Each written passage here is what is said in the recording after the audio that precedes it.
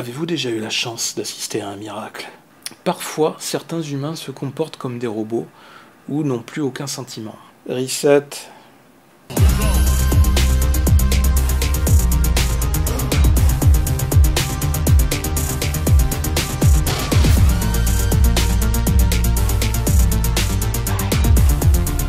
Bonjour les geeks!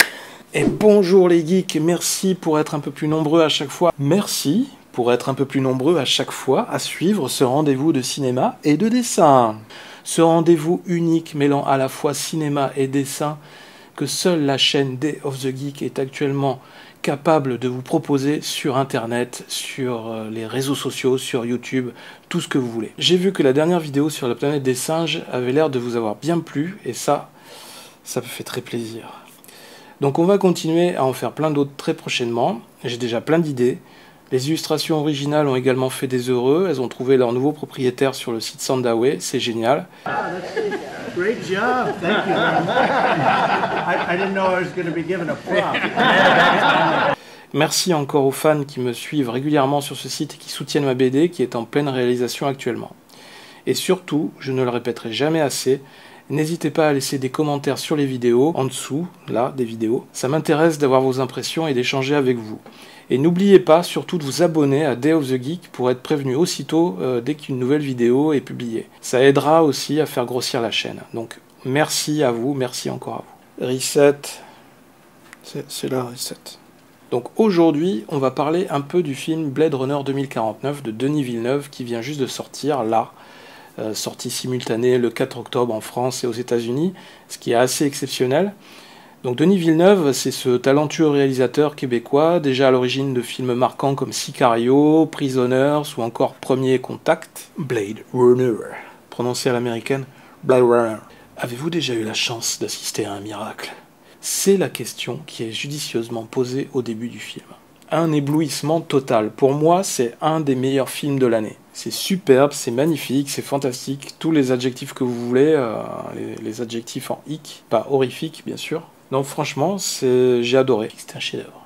C'était presque un défi impossible de faire une suite au chef-d'œuvre qu'était le film de 1982 de Ridley Scott et qui se déroulait déjà dans un LA futuriste en 2019. Je pense que le défi est relevé haut la main. Et je dois dire que j'avais un peu peur sur ce nouveau film. Parce que je suis toujours inquiet d'habitude quand il s'agit de suite au cinéma. Et pour tout vous dire, j'ai même fait le blackout total. C'est-à-dire que je me suis abstenu complètement de regarder les bandes annonces du film qui ont circulé sur le net plusieurs mois avant la sortie officielle. Et ça a été dur de se retenir pendant des mois. Et pourquoi ça, vous allez me dire? Eh bien tout simplement parce que j'en ai marre de ces campagnes de teasing démesurées dans les médias et sur les réseaux sociaux avant chaque sortie de film. Sur Alien Covenant, je me suis fait avoir. Toutes les scènes importantes du film étaient déjà dans les bandes annonces. Il y avait même trop de bandes annonces différentes. On avait déjà tout vu du film avant même qu'il sorte. Et au moment de la projection, évidemment, plus de surprise, c'est ce qui m'est arrivé sur Covenant. Voilà. Comment voulez-vous surprendre les spectateurs s'ils ont déjà tout vu dans les bandes annonces? C'est impossible. Donc c'est obligé que le film crée de la déception dans l'esprit du spectateur. Donc sur Blade Runner 2049, j'ai voulu adopter une autre stratégie, par peur de me retrouver déçu, avec à la fin un pétard mouillé entre les mains. Et ce nouveau film Blade Runner 2049, mais bon sang!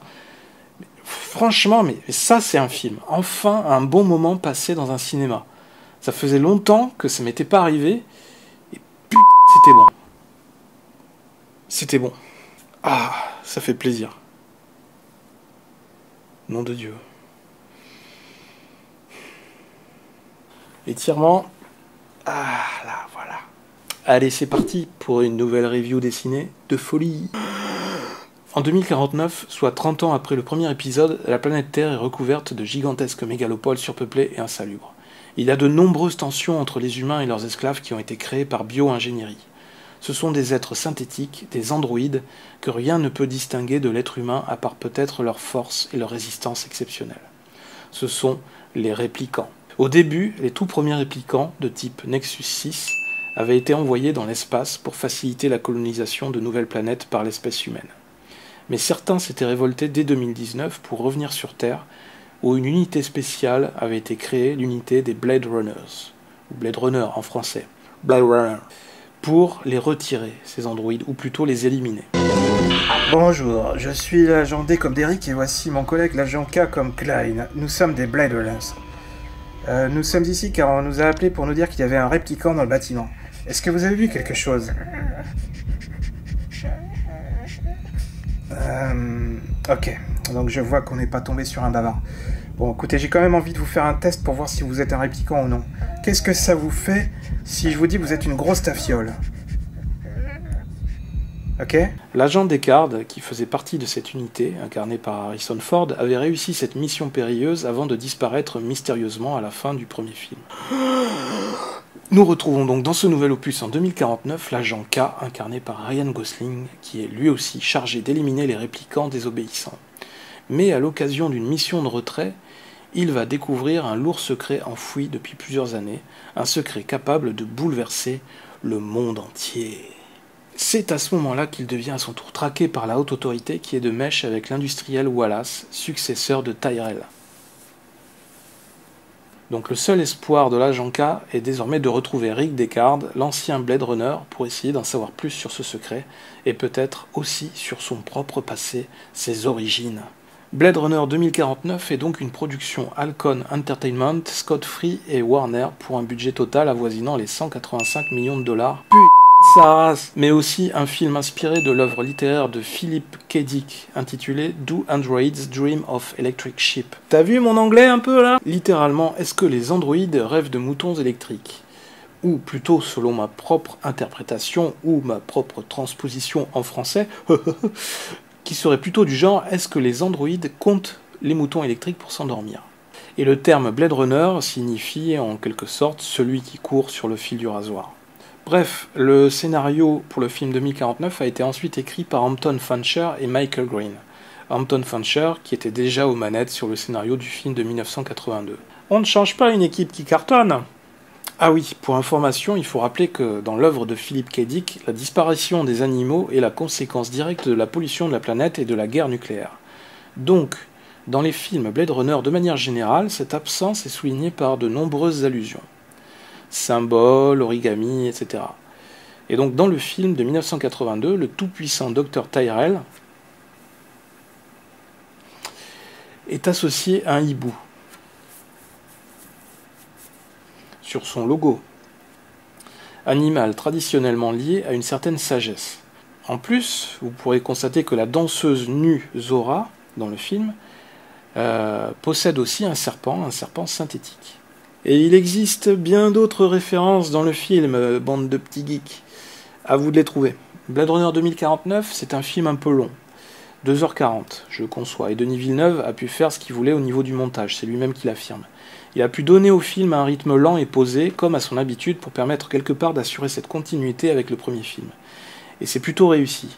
On retrouve la même ambiance au niveau des lumières, du climat hostile, de la cité oppressante à la fois moderne et empreinte de symboles et d'architecture du passé. On est dans un rythme assez contemplatif, presque hypnotique.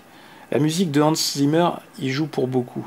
Il a essayé de travailler dans la même direction que Vangelis pour le premier film, en recréant ce climat envoûtant qui mêle science-fiction et polar. Finalement, on a assez peu de scènes d'action, mais elles sont efficaces, et cette suite 2049 devient au fil des minutes un film passionnant, avec des couleurs magnifiques et envoûtantes, des moments poétiques, des métaphores comme dans la scène du piano désaccordé. Oui, des métaphores comme dans la scène du piano désaccordé.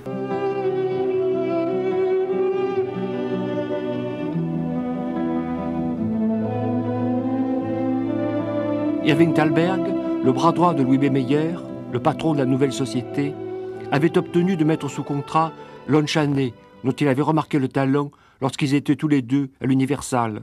Et ça me convient parfaitement, quand c'est pour faire un film aussi magnifique. Mais je me répète, mais je crois qu'à partir de maintenant, nous rentrons en zone de spoil.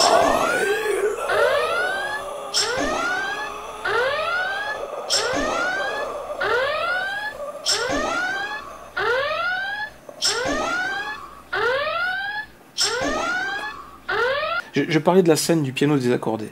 Dans cette scène, très intéressante d'ailleurs, l'agent K est attiré par un vieux piano désaccordé et en cherchant bien, il va y découvrir un indice pour son enquête. Nous avons dans cette scène un personnage dont le rôle est de détecter les androïdes défectueux, en quelque sorte les machines défectueuses. Et il va donc trouver dans cet instrument du passé, cette machine désaccordée, un objet qui va le ramener à des sentiments humains. Une petite chaussette de bébé. Et le bébé, c'est la naissance, le renouveau que nous procure Dame Nature. Et je trouve que ça résume parfaitement l'ensemble du film. Car le message semble être celui-ci. On se retrouve dans une société avec des réplicants qui sont finalement plus humains que les humains eux-mêmes. Les humains semblent être livrés à eux-mêmes sur Terre, en tout cas ceux qui n'ont pas eu la chance de partir s'installer dans les colonies de l'espace. Ils sont basés et résignés à leurs propres conditions sur une Terre exsangue et industrialisée. Ils sont écrasés par le système et les cités tentaculaires. Ce sont des humains déconnectés de la réalité et adeptes des plaisirs virtuels, des hologrammes, à l'image de K, qui aime se retrouver le soir quand il rentre du travail avec son hologramme Joy. La nature a été maltraitée, défigurée, ses lois ont été violées, ses sols sont devenus pauvres. La Terre n'est plus qu'une gigantesque décharge à ciel ouvert, on le voit très bien sur certains plans à un moment donné. Et la seule chose capable de ramener un peu d'humain sur cette Terre appauvrie, c'est peut-être ces fameux réplicants qui n'ont rien d'humain fondamentalement, mais qui luttent, eux, pour leur liberté. Voilà, je pense, le message de ce film.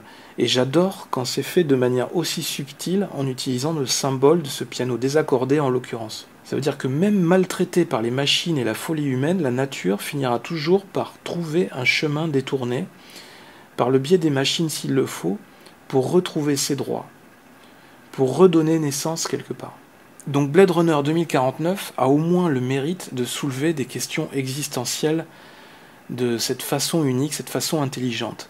La question de l'immortalité, de la parentalité, de la transmission, de la préservation de la nature. Le sujet de la nature dans ce film est très présent, vous l'avez compris, à travers plein de symboles comme l'arbre mort au début du film, le jouet en bois, le chien synthétique ou pas, enfin on ne sait pas vraiment, le chien de Descartes, les abeilles dans la vieille ville radioactive, jusque même sur le statut du Blade Runner qui est représenté ici par l'agent K, je pense que Denis Villeneuve a raison de rester tout le temps flou sur la véritable nature de l'agent K. Jusqu'à la fin du film, on ne saura jamais vraiment si K est lui aussi un réplicant nouvelle génération ou au contraire un humain dont la mémoire aurait été effacée. Alors que dans l'opus de 1982, on se posait la question inverse. Pendant tout le film, on pense que Descartes est humain, et à la fin du film, on en arrive à un point où on se demande si Descartes serait pas un réplicant lui aussi. Parce qu'il en a tellement vécu, il en a tellement subi, et il en arrive à un point où cette apothéose, enfin ce moment final, où il est confronté au dernier réplicant, à Rutger Hauer, qui est un moment d'anthologie du cinéma, et aussi un très fort moment d'improvisation de la part de cet acteur. Ce moment est très important. Ça pousse à se poser des questions sur la nature, la vraie nature de l'agent Descartes. Ce flou est volontairement maintenu. Et ça, c'est fort. Seul point noir du film, la question des souvenirs programmés dans la mémoire des réplicants. À un certain moment dans le film, K se fait confirmer que les souvenirs qu'il a sont réels, donc qu'il a été enfant, et donc humain. Mais on laisse sous-entendre que ces souvenirs seraient plutôt, ou peut-être ceux de la fille de Descartes, et pas les siens. Donc là, du coup, on se pose la question, est-ce que ce serait pas un réplicant, ou est-ce qu'il est humain? Enfin, on se pose pas mal de questions, on ne sait plus trop sur quel pied se reposer. Pendant tout le film, on hésite entre considérer K comme un humain, ou plutôt comme un réplicant nouvelle génération. Le lien, peut-être, est le cheval de bois. Ce jouet en bois qui joue un rôle important dans le film, mais c'est pas vraiment très clair. Il y a un flou qui est entretenu volontairement, peut-être, j'imagine, ou alors si c'est pas volontaire, c'est peut-être un peu maladroit, mais enfin, j'ai du mal à savoir. C'est encore trop flou pour moi et j'ai pas encore réussi à décrypter cet élément du scénario. Et c'est ça qui est bien dans ce genre de film, c'est qu'il y a encore à creuser. C'est-à-dire que ça donne envie de revoir encore plusieurs fois le film pour essayer de trouver de nouveaux éléments, pour essayer de résoudre cette enquête, en fait, trouver de nouvelles pistes pour résoudre nous aussi notre enquête. Pour résumer, on ne sait pas exactement quelle place tient la fille de Descartes, la créatrice des rêves. On ne sait pas exactement quelle place elle tient dans la vie de K, et ça, quelque part, c'est un peu frustrant, parce qu'on nous mène dans une direction pendant un long moment pour ensuite repartir dans une autre. Donc c'est frustrant et perturbant, mais c'est génial. Comme le premier film, Celui-ci est plein de références.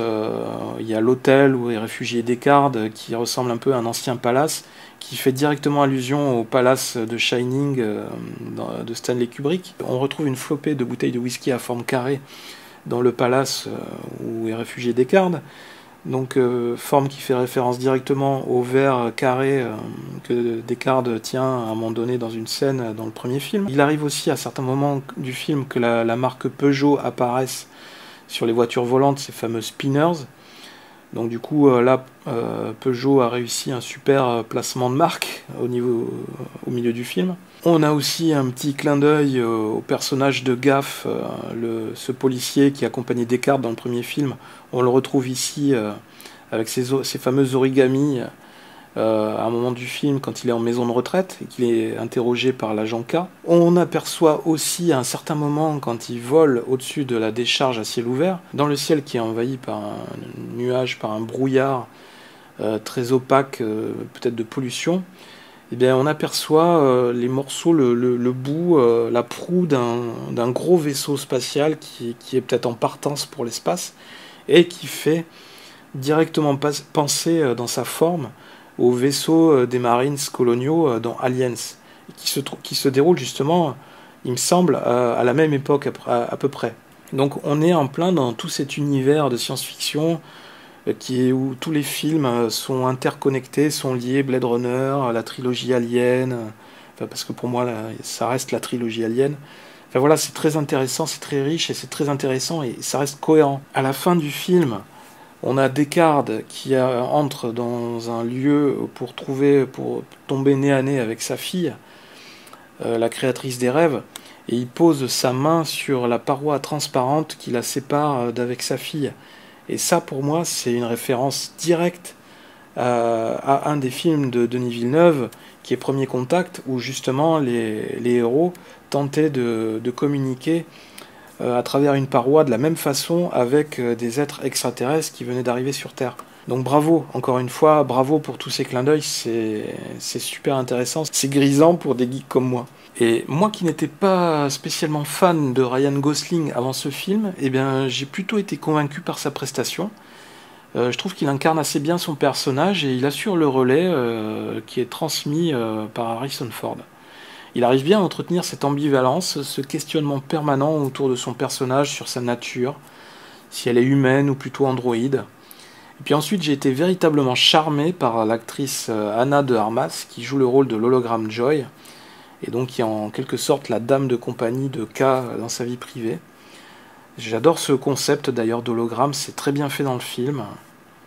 Comme si on avait les réseaux sociaux qui nous suivaient partout, même dans la ville, quand on est dans la rue, parce que tout est interconnecté. Cet aspect virtuel de la société, de la connexion, l'interconnexion partout, systématiquement présente partout, je trouve qu'elle est mieux traitée dans ce film que le monde virtuel dans Valérian de Luc Besson.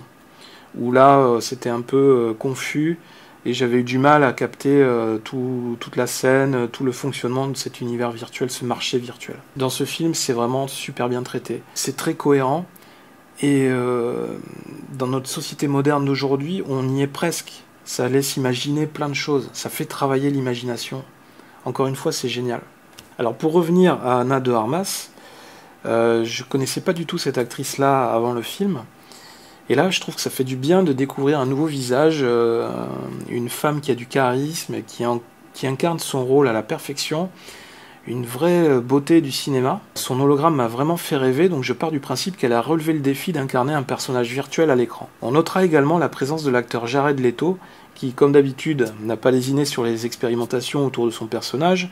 Jared Leto. Comment dire Jared Leto.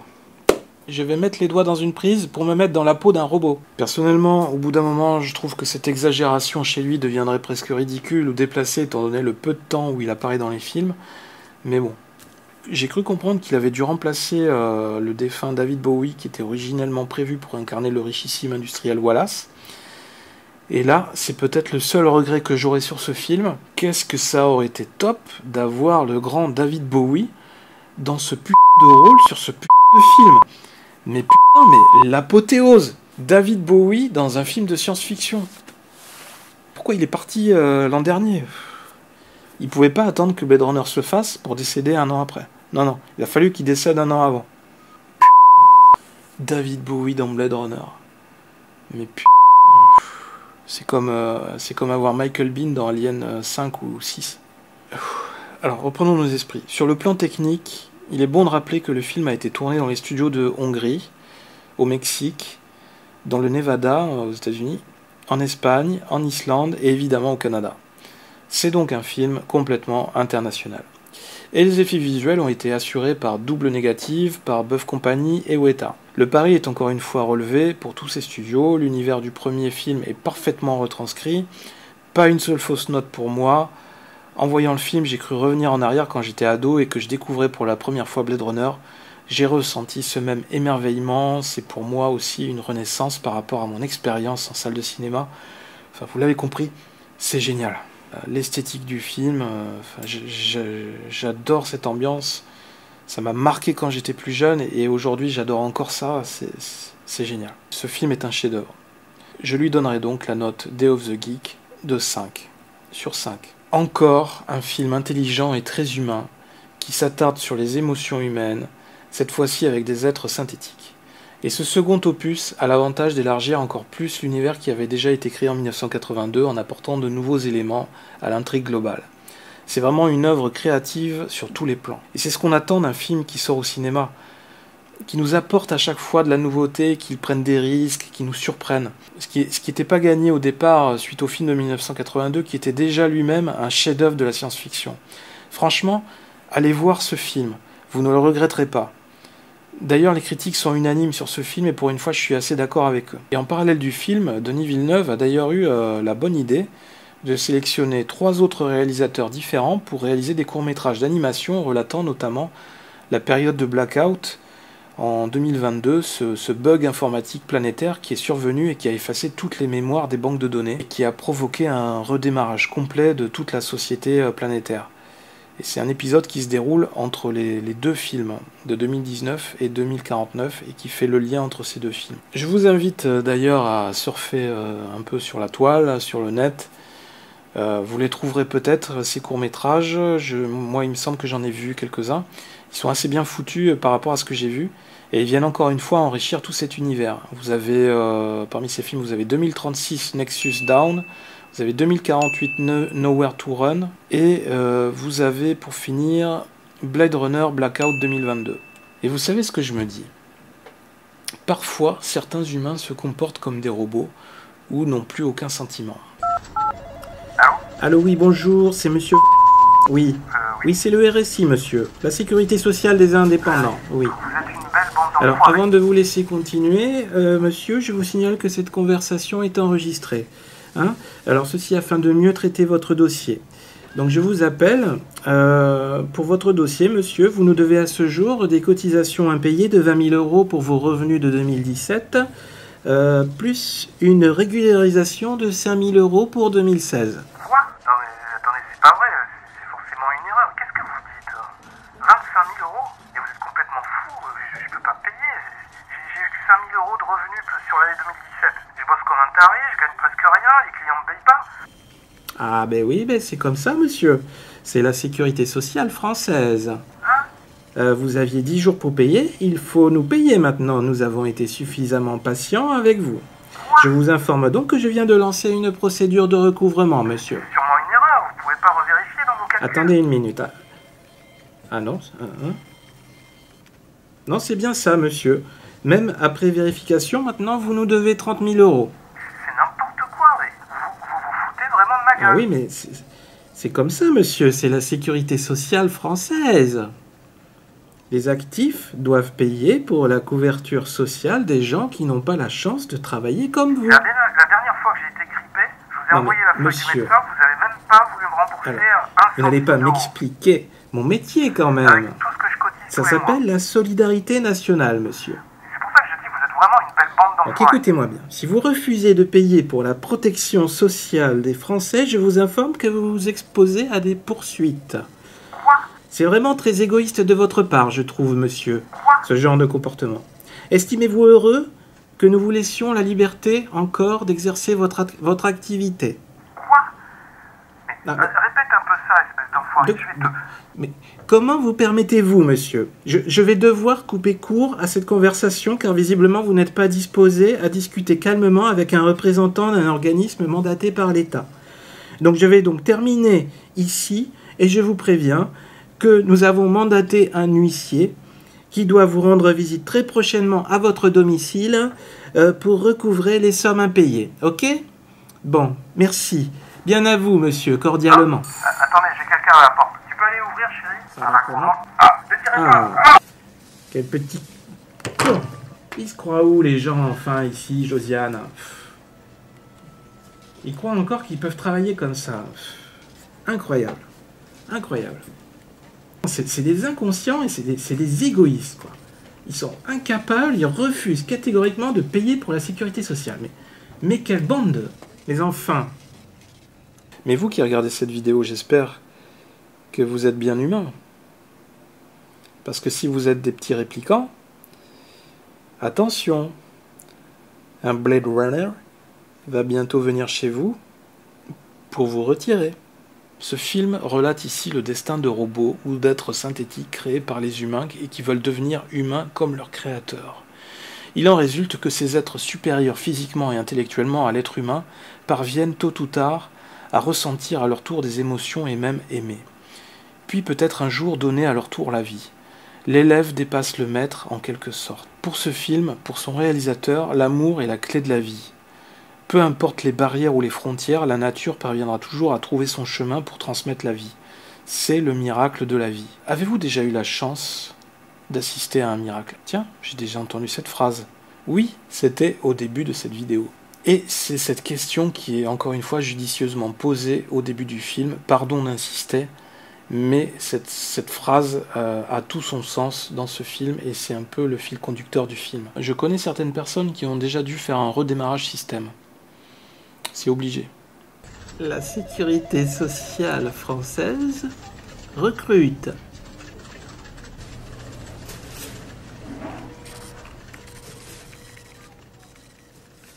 Venez nombreux.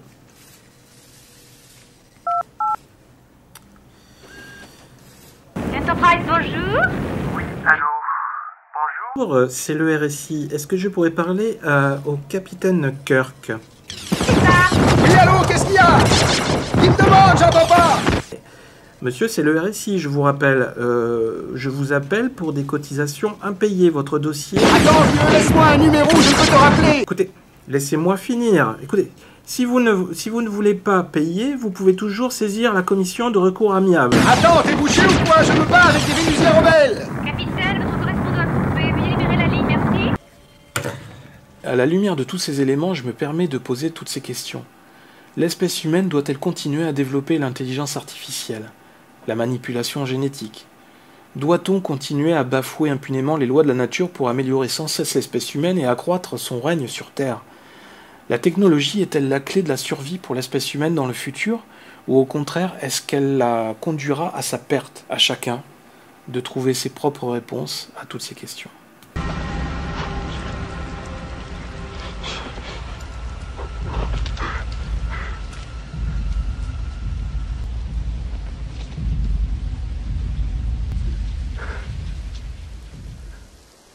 J'ai vu tant de choses que vous, humains, ne pourriez pas croire. De grands navires surgissant de l'épaule d'Orion. J'ai vu des rayons fabuleux, des rayons C briller dans l'ombre de la porte de Tannhauser. Tous ces moments se perdront dans l'oubli.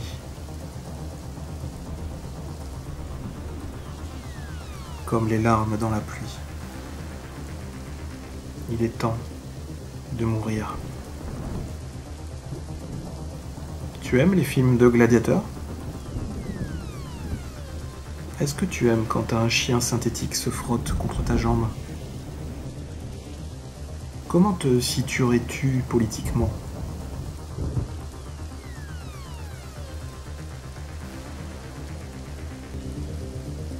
Comme d'habitude, vous pourrez retrouver cette illustration originale faite pour l'occasion sur le lien en dessous de la vidéo, dans la description. Elle sera disponible pendant quelques jours après la publication de la vidéo si vous voulez vous la procurer. Ce sera sur sandaway.com bien sûr, la page du projet Hades. Ça fait un bel objet de collection pour celui ou celle qui en héritera. Et moi, ça m'aide à financer ma BD. Vous avez compris le principe maintenant. Merci d'avoir regardé cette vidéo. On met un petit pouce levé si vous avez aimé. Vous pouvez aussi partager la vidéo, ça mange pas de pain. Et surtout, merci encore de penser à vous abonner à la chaîne. Laissez parler le geek qui est en vous et foncez au cinéma. Si vous devez aller au cinéma, c'est maintenant pour aller voir Blade Runner. Vive la SF, vive le fantastique, vive Blade Runner. A bientôt pour une prochaine review dessinée. Et c'est un répliquant qui vous dit bye bye.